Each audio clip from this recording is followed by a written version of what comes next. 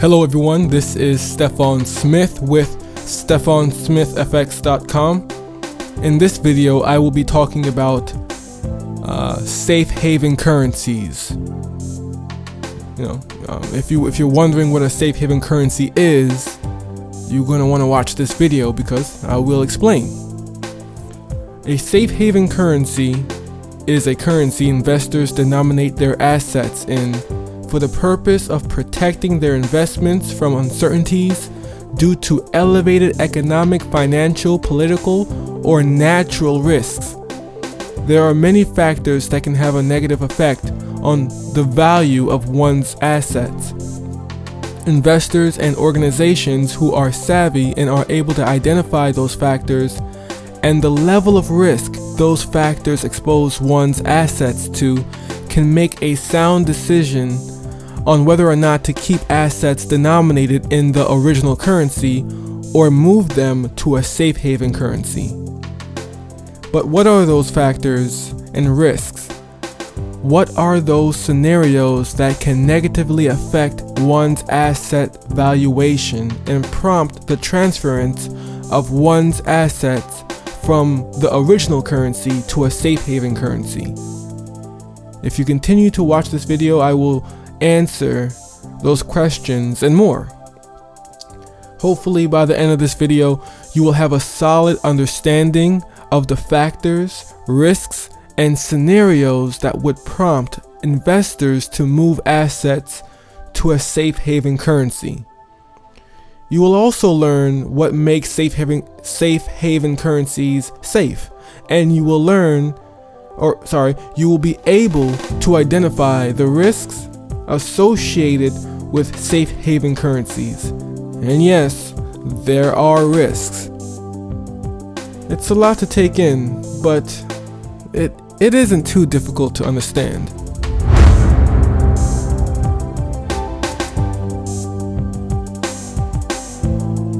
The primary reason an investor would want to transfer one's assets into a safe haven currency is typically because that investor forecasts currency valuation changes that would negatively affect one's asset value. It's all about the currency. If you're an expert in bonds and all you know is how to generate significant profits from bonds, and a negative fundamental economic development like hyperinflation becomes a reality, then you as a bond investor will be in major trouble. You wouldn't be able to generate a return high enough to counteract the hyperinflationary pressures. And because of that, in the end, you will lose money. In that instance, it would make sense for you to consider transferring your assets into a safe haven currency so that you wouldn't be negatively affected by the hyperinflation effects. That's just one example. But I really want to get this point across. It's all about the currency. When the outlook of a currency's valuation is looking negative relative to how it affects an investor's asset value, then it would make sense for that investor to consider moving investments to a safe haven currency.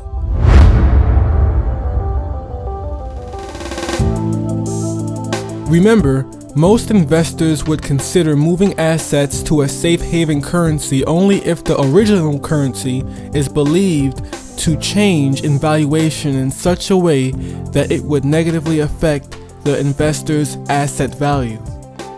But what does an investor look for in order to accurately forecast such events?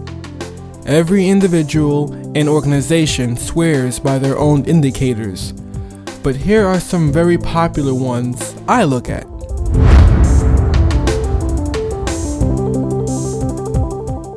First things first, if you want to make sure that the currency your assets are denominated in doesn't negatively affect your investments, then you must be aware of the monetary policies set by your central bank. In this world system, the central bank holds the keys of currency valuation. You are going to need to familiarize yourself with contractionary monetary policies and expansionary monetary policies in order to get some idea as to where currency trading prices are headed. By being an expert on the various policies central bankers implement, as well as being able to perform other fundamental analysis, you will gain rather accurate foresight of currency pair valuations. Another factor that can influence an investor to transfer one's assets to a safe haven currency are various fundamental economic developments and statistics. Developments and statistics like inflation or deflation, economic contraction, which is represented via a negative gross domestic product, high levels of unemployment, high levels of international trade balance deficits, extreme capital outflows with contracted capital inflows, and more. All of these economic indicators, and even some I haven't listed, can play a pivotal role in influencing the decision on whether or not to seek safety in a safe haven currency. I won't go into detail as to what each economic indicator means, but I want you to be aware of the ones that count. Why do they count? They count because economic indicators like the ones I've listed influences central bankers when they conjure up monetary policy. Monetary policy influences currency valuation. Economic indicators influences monetary policy.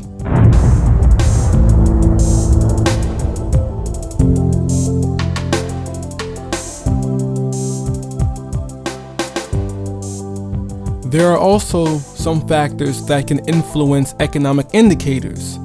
Those factors are political developments and natural developments. If a country's government is unstable or doesn't provide an environment complementary to economic growth, then that government will negatively affect the country's economic indicators, which then would influence central bankers to implement expansionary monetary policies. Such a scenario would prompt investors to move to safe haven currencies. The same would apply to natural developments. If a country is hit with a devastating natural disaster, such as an earthquake, volcano eruption, or something else, and the damage significantly disrupts economic activity, that would have a major effect on the country's economic indicators, which again would influence central bankers to implement expansionary monetary policies. Since expansionary monetary policies weaken a currency relative to other currencies and commodities, investors would feel pressure to move to safe haven currencies.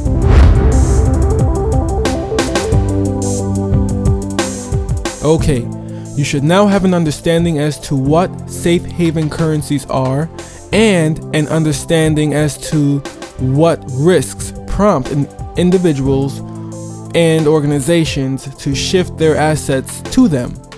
Two currencies that have acquired the title safe haven currency by investors worldwide is the Japanese yen and the Swiss franc. But are you wondering what makes a safe haven currency safe? What makes the Japanese yen safe? What makes the Swiss franc safe? It's a good question. What about them makes them safer than any other currency? Here's the answer: demand.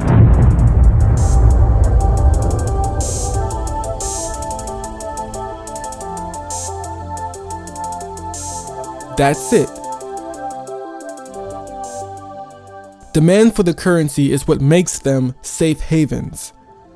As I mentioned before, the Japanese yen is considered a safe haven currency by millions of people all around the world. But why? It has nothing to do with the monetary policy set by the central bank, which is the Bank of Japan. For the Bank of Japan has been maintaining some of the most expansionary monetary policies this green earth has ever seen. It has to do with simple demand for the currency. Everyone and their mother wants Japanese yen, even if they know it or not. Japan has a major export-based economy. The world loves Japanese goods and services, and the world is buying it up like there's no tomorrow.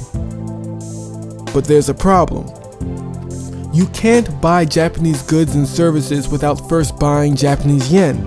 And it is in that fact where elevated demand for Japanese yen stems from. The same applies for Swiss francs. So what makes a good safe haven currency? Currencies that are home to countries with major international trade surpluses. Why? Because international trade surpluses is an indicator of strong global demand for the country's goods and services, and thus the currency.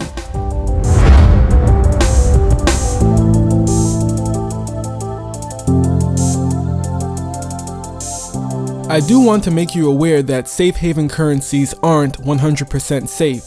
There are some risks to holding them, and those risks aren't completely alien from the risks any other currency may experience. If negative monetary policies, economic statistics, political or natural developments occur, and it is significant enough to overtake the demand of the safe haven currency, then it is possible for that safe haven currency to lose its safe haven title. I'm Stephan Smith with StephanSmithFX.com. Thanks for watching, and be sure to visit my website. I'll talk to you later.